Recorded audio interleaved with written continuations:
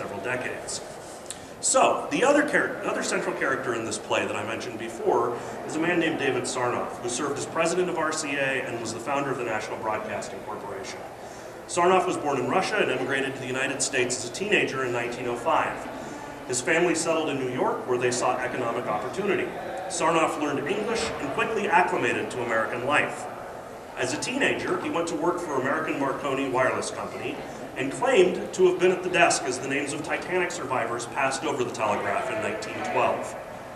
Within a few years, Sarnoff found himself at the helm of RCA, and he played a pivotal role in the early years of radio. By his own account, one of his first triumphs as a radio executive was to bring a major boxing match in 1921 to hundreds of thousands of households on the East Coast in a day when few people owned radios. Sarnoff also played a significant role in the development of television. While at RCA, Sarnoff worked with other corporate leaders to create what was known as a patent pool, in which a collection of inventions would be bought and sold in order to create a stranglehold on the component parts of technological innovation. Sounds like a good idea, right? Later on, this pool would be investigated, however, as an illegal monopoly, but it did help propel RCA's stock to new heights. Sarnoff's second contribution to television was his funding of scientific research related to TV. Sarnoff followed these developments closely, and he helped to ensure that research laboratories received ample funding, especially after Farnsworth's transmission of a moving picture in 1927 caught East Coast media executives off guard. By the 1930s, Sarnoff was already thinking about how to market television to households and find ways to make it affordable for widespread use. Again, keeping in mind the fact that that's not what everyone was thinking TV would be used for. So those are the basic details in the history and the historical elements that shaped Aaron Sorkin's dramatization of the invention of television. As you will see, however, Sorkin uses these points to invent his own story, perhaps his own Farnsworth invention that explores the themes of power, genius, innovation, and many others. In the past several years, we have seen a surge of popularity in contemporary plays written about or loosely based on historical episodes. Plays like Frost Nixon, which some of you may be familiar with, chronicling the conversations between British journalist David Frost, I think David is his first name, and Richard Nixon. Red, a play about the artist Mark Rothko and Amenti, and The Mountaintop, Katori Hall's new play on Broadway right now, about Martin Luther King Jr. on the night before his assassination. Many other plays also ask this question, what if? And imagine ways to fill in the unknown spaces between known historical facts and details. Nationally, huge amounts of money are being pumped into writing stories of American history in theater. Locally, you can see another play at Forward this season that takes up the same kinds of themes.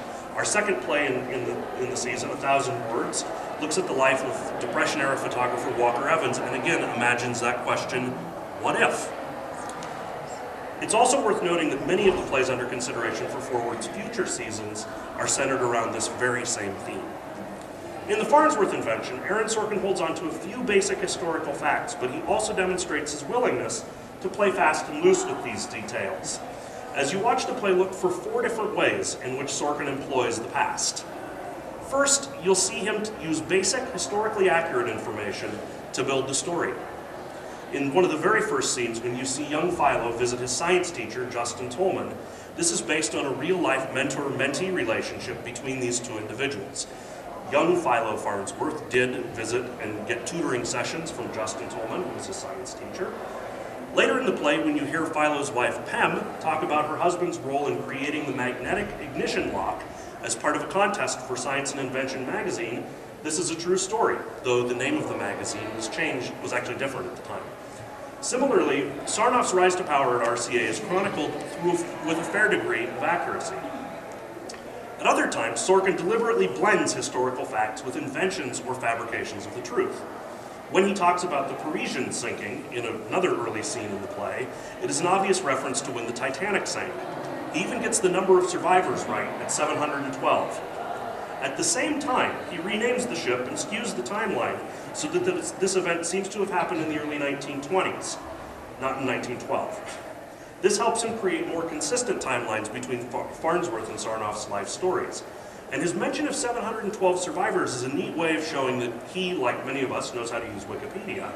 But there's no way that at the moment in the play, when they're talking about the number of survivors, that anyone could have known so precisely how many people survived this wreck. In fact, the number of Titanic survivors is still actually pretty hotly debated. Similarly,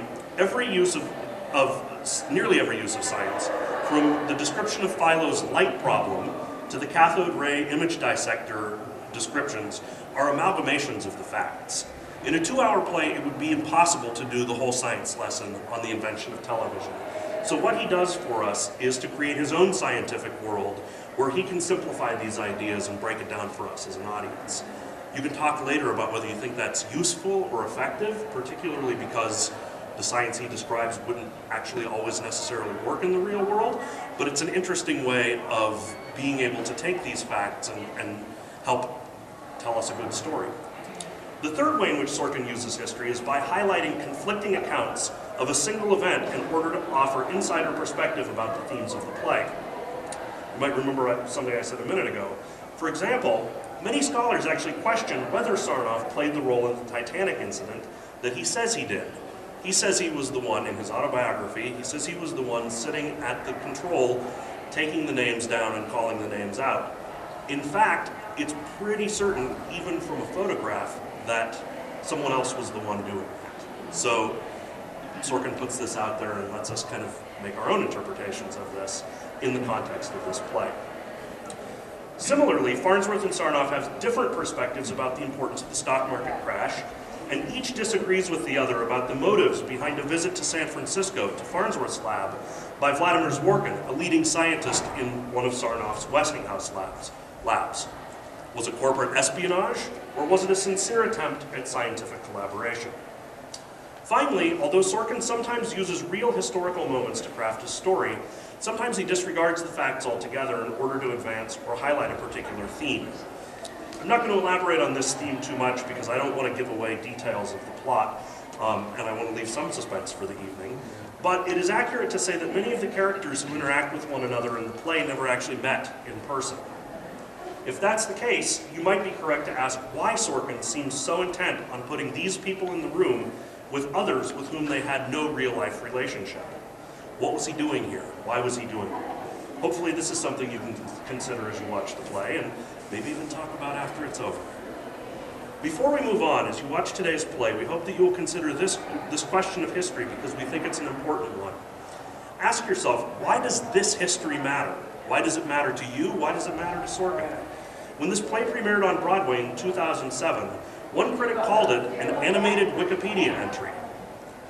A not-so-kind way of saying that the play was more interested in dropping names than spinning a compelling original yarn. Sorkin wrote a play that holds only loosely to the available historical facts, yet it does rely on facts. What then do you think he is trying to tell us about this particular history? What might he be saying about the role of television in shaping our own collective historical memory? And what might he be saying about the relation between truth and fiction in the medium of television? Few writers today are as well known as the writer Aaron Sorkin. In part, this distinction emerges from his voice as a writer, which is often described with adjectives like punchy, sharp, witty, crisp, funny, and smart. How many of you know who Aaron Sorkin is, or knew who Aaron Sorkin was before you came to see this play? Okay, well maybe you'll know more after that. In addition to the Farnsworth invention and several other successful plays, Sorkin was a head writer for a television program called Sports Night in the 1990s, a program about the inner workings of a sports center like a television program. He was the lead writer for the first several seasons of The West Wing, widely considered one of the top television dramas of the 2000s. I'm seeing some heads nod now. People who didn't think they knew who he was, but do now. And Studio 60 on the Sunset Strip, a short-lived program about the cast, crew, and executives of a weekly late-night sketch television program. Sorkin has also written 8 feature films, including A Few Good Men, for which he received a Golden Globe nomination, The American President, Charlie Wilson's War, and The Social Network, for which he won the 2011 Oscar for Best Adapted Screenplay, and we have more nods now. Sorkin never considered himself particularly intelligent, especially growing up with 2 siblings who became lawyers and friends whose parents were extremely successful and well-educated. I was the one interested in the drama club production, he once confessed in an interview, while his friends were the ones destined for Harvard and Princeton and Yale. This sense of inferiority, that he was never the smartest person in the room, helped Sorkin to establish a particular voice in his writing.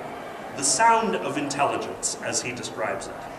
Over time, as he developed the cadence that has now become a hallmark of his craft, Sorkin said that writing gives him a phenomenal confidence and a kind of joy that I never experienced before in my life.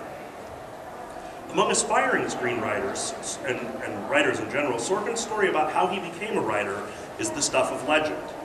He describes the happy accident that led him to abandon his acting career and take up writing in the following way. I'd never seen writing as anything but a chore to be gotten through for a school assignment. But it was one of those Friday nights living in New York City where you feel like everyone has been invited to a party that you haven't been invited to. There was literally nothing to do on this Friday night but stick a piece of paper in my friend's grandfather's semi-automatic typewriter and see if I could entertain myself that way. After a whole night of typing, Sorkin never looked back.